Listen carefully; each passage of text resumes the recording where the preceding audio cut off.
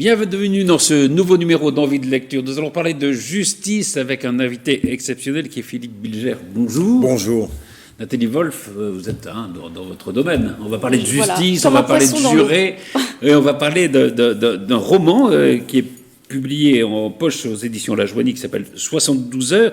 Pour les gens qui ne vous connaîtraient pas, je précise que vous êtes un ancien magistrat. Vous avez été notamment avocat général à la Cour d'assises de Paris pendant une dizaine d'années.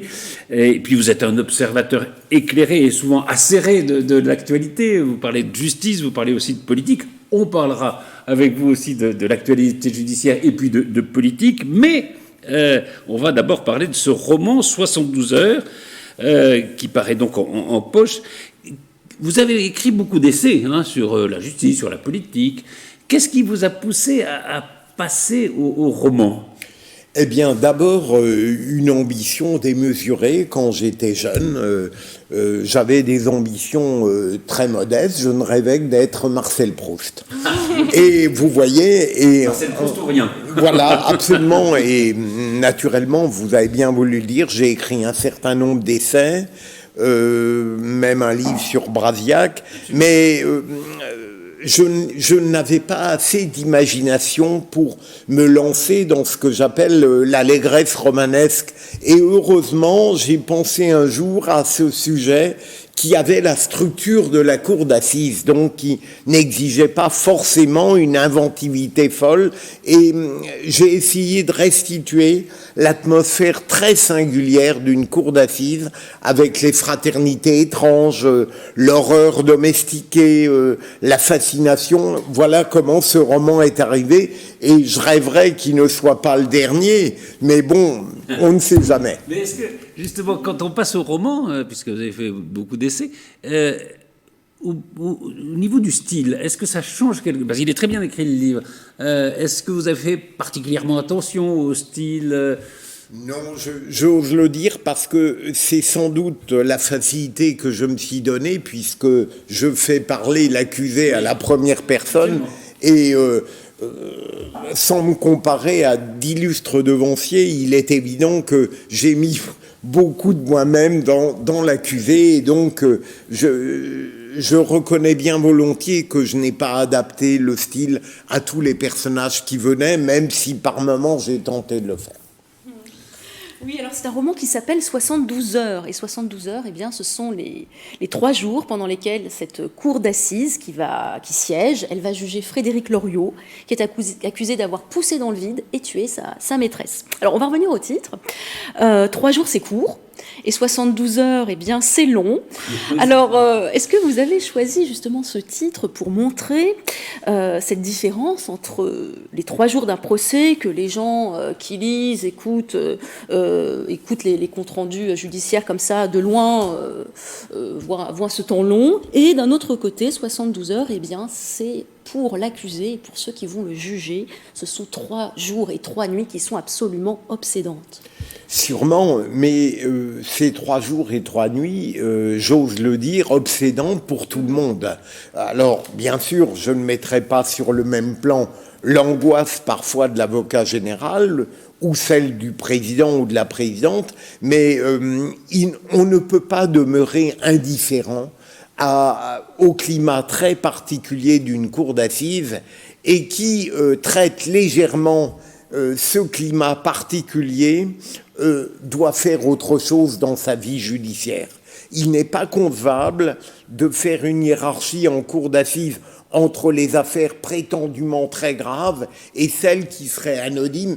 À partir du moment où il y a une atmosphère criminelle, elle déroge à la justice ordinaire et elle doit, elle doit fasciner tous ceux qui y participent avec gravité, avec intelligence et pas seulement avec sensibilité. Il me semble qu'au sujet de la cour d'assises, on insiste trop sur la sensibilité et je continue à penser que dans le judiciaire, pour la justice elle-même, l'intelligence ne devrait pas être une denrée tellement rare.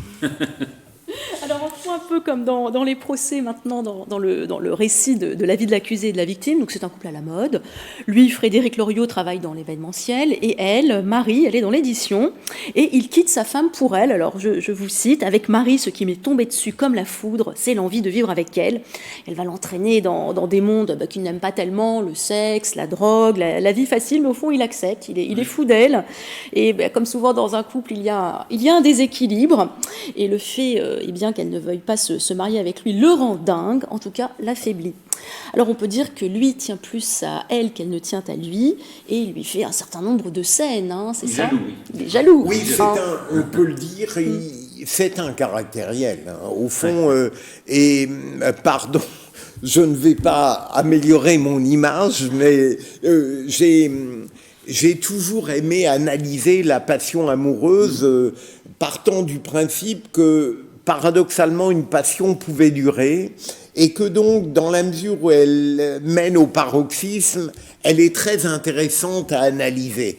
Et là, il est clair qu'il y a ce contraste entre deux personnalités, et un caractériel peut être passionnément amoureux et désirer plus que tout posséder une autre vie. Le terme ne ferait pas plaisir à celle qui parle de MeToo, mais il y a quelque chose de... et j'aime énormément cette idée que un être, c'est un changement de monde. Et un changement de monde, parfois, c'est un être. Et j'ai des souvenirs de cours d'assises dans la tête qui montraient à quel point c'était vrai. Il y a une chose, alors, Nathalie rappelait, voilà, la biographie au fond de l'accusé et de la victime. Il y a toujours quelque chose, ça m'a toujours fasciné ça, dans les cours d'assises. C'est vrai qu'on refait la vie de l'accusé. Alors, on a l'impression que c'est quelque chose d'objectif. Or, c'est toujours analysé en fonction du crime qui a été commis. Moi, je me souviens par exemple d'un procès d'assises où il y avait l'accusé, on disait oui, il va jamais boire un coup avec les autres au bistrot. Donc, c'était un type distant, lointain. S'il avait été au bistrot, on aurait dit c'est un pochetron. Vous voyez ce que je veux dire ? Absolument. Et est-ce que, alors, ça m'a toujours fasciné dans les procès d'assises. Et est-ce qu'au fond, et là on le sent un peu dans votre héros, et ça me fait penser un peu au Meursault de Camus, est-ce que l'accusé n'est pas toujours un peu étranger à son procès ? Sûrement, et d'ailleurs je crois me rappeler qu'il le dit à un moment donné, absolument. Il est très difficile d'être un bon accusé, c'est clair, à moins que, et j'ai essayé de l'être durant presque plus de 20 ans, il faut que l'avocat général soit conscient de la difficulté d'être un accusé, même quand il veut être de bonne foi et sincère. Vous avez totalement raison. Le risque, c'est qu'en permanence, quoi qu'il adopte comme comportement, on le juge insincère. Et c'est très dur. Donc, il faut en permanence que le président, l'avocat général, l'avocat de la partie civile, ça, c'est un gros problème aux assises, soit conscient du fait que le désir de justice ne doit pas entraîner des inégalités et des injustices. C'est-à-dire que j'espère avoir été fidèle à ce dessein qui consistait en permanence à savoir qu'il était difficile d'être un accusé qui pouvait, même qui disait la vérité, et notamment sur un point que j'évoque dans le roman, le langage. C'est-à-dire, Madame de Staël disait la parole n'était pas son langage. C'est ça la grande discrimination, objectivement, beaucoup plus que la justice de classe au sens marxiste. Ceux qui savent s'exprimer et les absolument, autres. Absolument, c'est capital. Et je me souviens, pardon pour cette réponse trop longue, mais souvent j'ai commencé un réquisitoire aux assises en disant aux jurés, n'imputez pas à charge à cet accusé ce qui relève de sa pauvreté de langage. J'en ai connu certains qui voulaient s'excuser du viol qu'ils avaient commis et qui en réalité disaient le contraire. Oui, c'est ça. Ils aggravaient leur cas, quoi. Absolument. Parce qu'ils ne savaient pas maîtriser le langage. Et Patrice le rappelait tout à l'heure, 72 heures, c'est un roman. Et est-ce que ça vous a permis de vous amuser un peu avec cette galerie de portraits que moi j'ai beaucoup apprécié. Les avocats m'as-tu vu, certains magistrats tirés sur deux. Moi j'ai beaucoup aimé cette présidente qui murmure et qu'on écoute comme dans une salle, comme à la messe et pas dans une salle d'audience. Et puis il y a ces journalistes peu recommandables, très conformiste. Donc est-ce que il y a même un avocat général chamarré comme un maréchal. Hein. Mais je me suis en effet amusé. Je me suis amusé à... non, j'espère que ça n'est pas moi. Moi-même, je violais la réglementation puisque théoriquement, on doit porter la Légion d'honneur sur sa robe. Ah oui.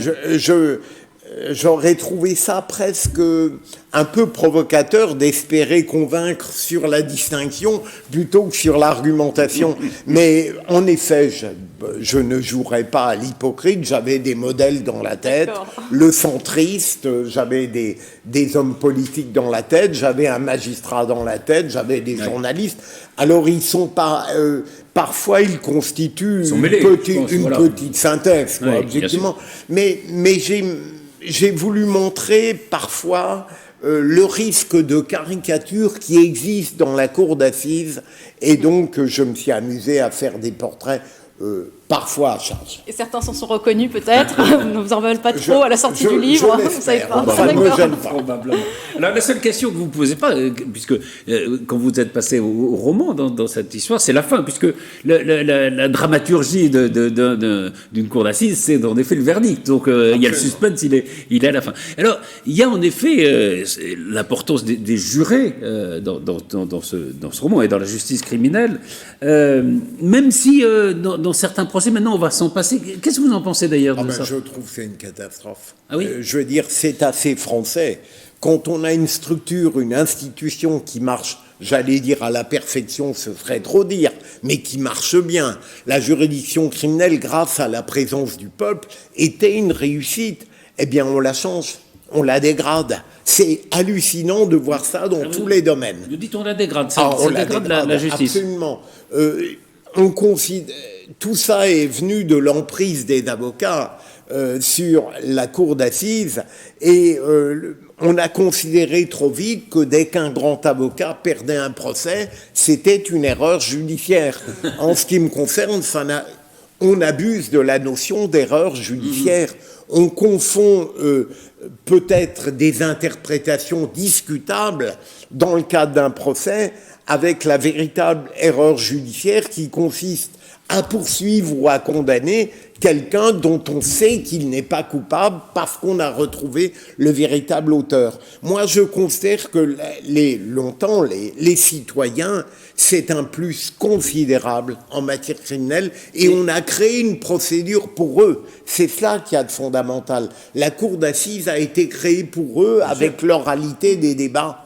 Mais pendant longtemps, quand même, quand on a les témoignages, notamment de magistrats, bon, on voyait bien que les jurés étaient souvent sous la coupe du président. Vous dites que c'est de moins en moins vrai.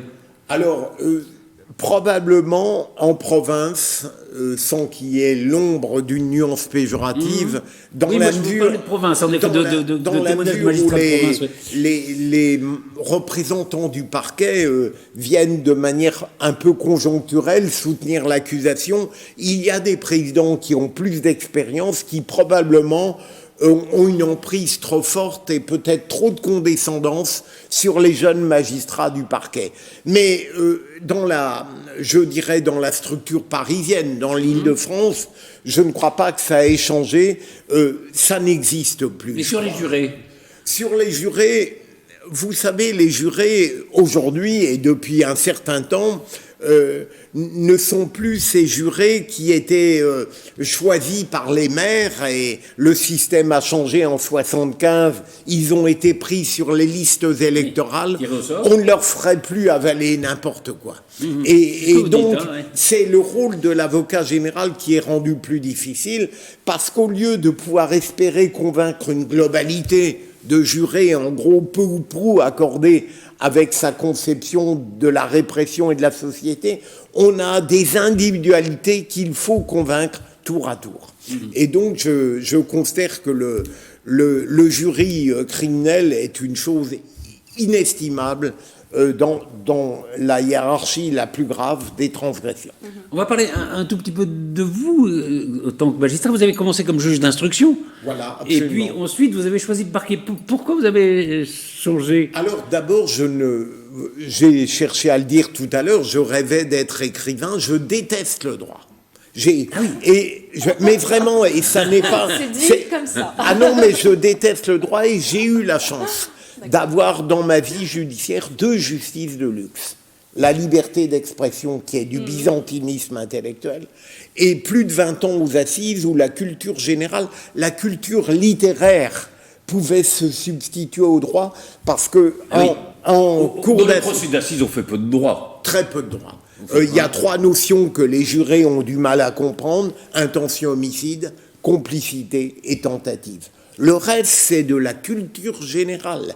Et bien sûr, ça a été merveilleux pour moi, qui ai pu aborder toutes ces réalités criminelles et la liberté d'expression par le biais littéraire. Et donc, j'aurais été amené à exercer de véritables fonctions, appelant une technique comme vous, probablement un savoir considérable, je n'aurais pas pu.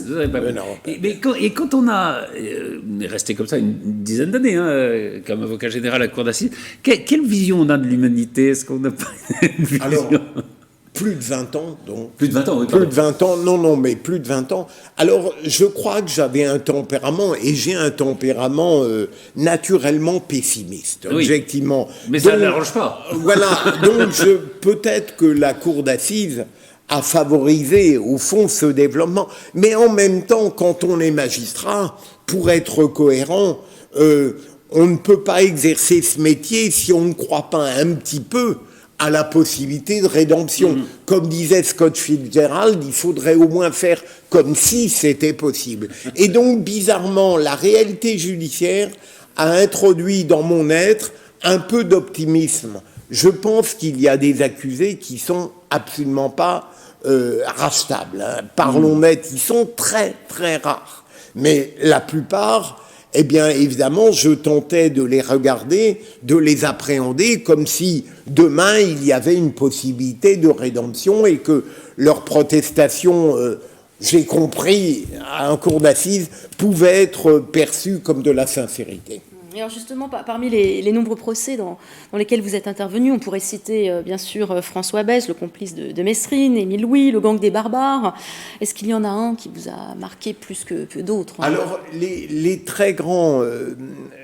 il y a des procès qui m'ont marqué, mais qui n'étaient absolument pas médiatisés, des crimes, j'allais dire, intrafamiliaux. Ils sont passionnants, ils sont très durs, ils sont incandescents. Il y en a d'autres...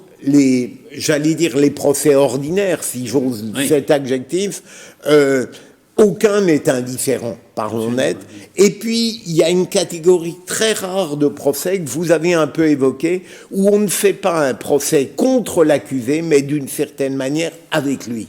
Parce qu'il maîtrise tellement bien le langage qu'il m'est arrivé de considérer que le président était superfétatoire. À la limite, j'aurais volontiers continué le dialogue. Voilà, François Besse, mais il y en a d'autres, d'une certaine manière, Brunerie, Hélène Castel, parce que ces gens-là... C'est celui qui avait voulu tirer sur Chirac. Sur Chirac, qui maîtrise du langage, capacité d'analyse, et Besse en particulier, puisqu'il allait même plus loin que l'accusation dans la détestation du climat de l'époque où on faisait de lui, avec Mesrine, une sorte de Robin des Bois idéologique, alors que c'était... Il avait compris que c'était quelque chose d'odieux, cette image qu'on prétendait projeter sur lui. La gauche qui voyait dans n'importe quelle transgression une subversion positive. Et vous écrivez aussi beaucoup sur la justice, donc dans vos livres bien sûr, mais aussi dans votre blog, Justice au singulier. Et alors vous étiez 3 frères qui ont très bien réussi tous les 3 et qui, paraît-il, quand ils étaient enfants, voulaient devenir ministres. Auriez-vous aimé être garde des Sceaux? Ah mais vous êtes très aimable de me poser cette question, ça fera jamais que la 201e fois qu'on me la demande. Je réponds à chaque fois avec une absolue sincérité, j'aurais adoré être ministre. Et en sachant en même temps que c'était inconcevable. Vous voyez, on peut répondre avec une totale bonne foi et en même temps savoir, mais il est évident que d'abord, les ministres depuis 2007 ne nous ont pas complètement rendus tellement modestes face à leurs prestations, et puis ensuite parce que c'est tout de même, on a beau dire, c'est tout de même le lieu et la fonction où on peut faire le plus de choses. Alors, il y a eu peu de magistrats, finalement, dans les années récentes. Garde des Sceaux, il y a eu des avocats, il y a eu Robert Badinter, il y a Dupond-Moretti aujourd'hui. Qu'est-ce que vous en pensez de Dupond-Moretti comme garde des Sceaux? Alors moi, Dupond-Moretti, mais je n'en parlerai pas, j'ai une dent personnelle contre lui à cause de ma fille Charlotte qui est magistrat, mais je laisse ça de côté. Ah oui, ça, c'est une fausse bonne idée, Dupond-Moretti. Je dirais c'est un coup qui a été fait par Emmanuel Macron, je crois, sur le conseil de son épouse, et il y a des coups qui ont été faits par d'autres présidents, mais il me semble qu'ils avaient du sens. Aller choisir un avocat, au demeurant très brillant, aux assises, mais qui a détesté profondément la magistrature. J'en suis le témoin, j'étais l'un de ses rares amis dans la magistrature, et je trouve que c'est une provocation totalement inutile. Et donc, on comprend bien qu'il a été choisi non pas pour être un véritable ministre de la Justice, mais pour servir d'extraordinaire bretteur lors de la campagne présidentielle contre Marine Le Pen, éventuellement contre d'autres, avec cette ambiguïté, moi, qui me choque sur le plan républicain, qu'on peut à la fois être sur une liste régionale et en même temps demeurer un ministre. C'est-à-dire choisir de servir deux maîtres qui me semblent radicalement différents. Mais justement, dans les réactions des magistrats vis-à-vis de Dupond-Moretti, il n'y a pas quand même un peu de corporatisme Sûrement, mais il y en a aussi beaucoup chez les avocats. Et non, mais vraiment, vrai, non, vous avez raison, oui. Je trouve que Dupond-Moretti, pour rester dans le programme judiciaire, est devenu clairement, de mon point de vue, le ministre des avocats. Mais chez les magistrats, bien sûr. Quand on lui reproche, par exemple, d'avoir défendu telle et telle personne, alors il faudrait prendre un avocat qui a jamais plaidé pour qui que ce soit. Vous avez tout à fait raison. Vous avez tout à fait raison. Reste qu'on pouvait peut-être, si on souhaitait un avocat, prendre un avocat qui rendrait moins difficile la gestion ministérielle, puisque vous le savez, Jean Castex, qui a découvert tout à coup le judiciaire, a été obligé de traiter certaines des affaires de Dupond-Moretti. Ça remonte à Matignon directement. Absolument. On va parler des réformes, un petit peu quand même. Aujourd'hui, on vote à l'Assemblée la loi sur la confiance. Voilà, sur la confiance. Alors confiance, quand aussi cette confiance a-t-elle été rompue? Confiance entre les citoyens et leurs institutions, évidemment. Et certains dénoncent le laxisme de la justice, notamment. On parle beaucoup aujourd'hui les policiers. Alors que faut-il penser de tout ça? Alors la confiance entre le citoyen et l'institution judiciaire, je ne dirais pas qu'elle est rompue, mais il faut travailler sur elle, et ça ne pourrait venir d'abord que de la part de l'univers judiciaire et des magistrats eux-mêmes, qui devrait traiter, avec moins de condescendance le citoyen. Le citoyen, lorsqu'il s'occupe de la réalité judiciaire, s'occupe de ce qui le regarde. Et il y a parfois, de la part d'un certain nombre de magistrats, la méconnaissance du fait que ce qui donne fondamentalement la légitimité à la magistrature, c'est le citoyen. Et donc on doit satisfaire autant qu'on peut ses attentes, ses espérances, et je n'ai pas l'impression que la magistrature est suffisamment consciente de cela. Parce qu'au fond, ça devrait être notre seule ambition, rendre une justice la plus rapide possible, la plus efficace possible, la plus équitable possible, en offrant aux citoyens en permanence une forme, un langage qui montre qu'on le respecte. Donc pas seulement une question de moyens, alors, en somme. Non, mais bien sûr. Il y a quand même la question des moyens, parce qu'on est quand même dans un pays dont le budget de la justice est un des plus faibles au monde. Oui, mais je ne voudrais pas, et je vous rejoins si j'ai bien compris votre interrogation, je ne voudrais pas que la question des moyens soit en permanence l'alibi. C'est-à-dire, on n'aura jamais un moment dans notre vie démocratique où on aura des syndicats, on aura des magistrats qui viendront dire « Ah ben là, on a assez de moyens, c'est impeccable, on va pouvoir travailler ». Non, il faut faire les deux. Il faut à la fois avoir un syndicalisme non politisé qui réclame des moyens, des crédits, pourquoi pas, mais en même temps continuer à travailler d'arrache-pied Parce qu'on peut tout de même continuer à travailler d'arrache-pied, même si on n'a pas tous les moyens qu'on espère. C'est ça le problème dans la magistrature. Il ne faut pas que les moyens deviennent une sorte de remède pour expliquer une forme d'impuissance qui ne dépend que de nous. Oui, c'est vrai que toute cette actualité, elle nous ramène à votre livre. Oui. Quand on le referme, moi j'ai trouvé, alors bien sûr on ne va pas raconter la fin, mais il y a comme ça une impression de mélancolie, presque de tristesse qu'on a ressenti tous les deux, Patrice. Et on a l'impression qu'au fond, quelle que soit la solution, en somme, il y a un sentiment d'imperfection, de la justice, même des hommes. La justice ne peut être qu'imparfaite, quoi. Est-ce que vous avez l'un et l'autre totalement raison, et c'est la grande différence entre la justice française et la justice anglo-saxonne. Anglo-saxonne est vrai ce qu'on a pu démontrer, ce qui est prouvé. Dans notre conception française, on a une ambition bien au-delà, elle est presque métaphysique. Ce qui fait qu'en réalité, même dans les procès les plus réussis, on peut avoir le sentiment d'une petite déception. On voudrait sonder le cœur et les reins, il y a toujours un mystère après l'arrêt de condamnation ou d'acquittement. Et c'est ce qui crée une déception, mais est-ce une déception ou est-ce simplement la parfaite lucidité qu'on a sur les labyrinthes de l'être humain? Oui. Peut-être que finalement, c'est ni l'optimisme, ni le pessimisme, mais le réalisme. C'est la réalité, oui. C'est l'homme. L'homme est comme ça. Le réalisme qui n'incline pas forcément au désespoir. Voilà. Merci infiniment, Merci Philippe Bilger. Je rappelle donc vos questions d'une grande pertinence. Le livre 72 heures, roman judiciaire, mais pas que, c'est en poche aux éditions La Joanie. Et puis vous êtes invité quand vous voulez pour parler, parce qu'il y a plein de sujets qu'on aurait pu aborder. Mais je risque de dire oui à toutes vos invitations. Merci infiniment. Merci. Merci.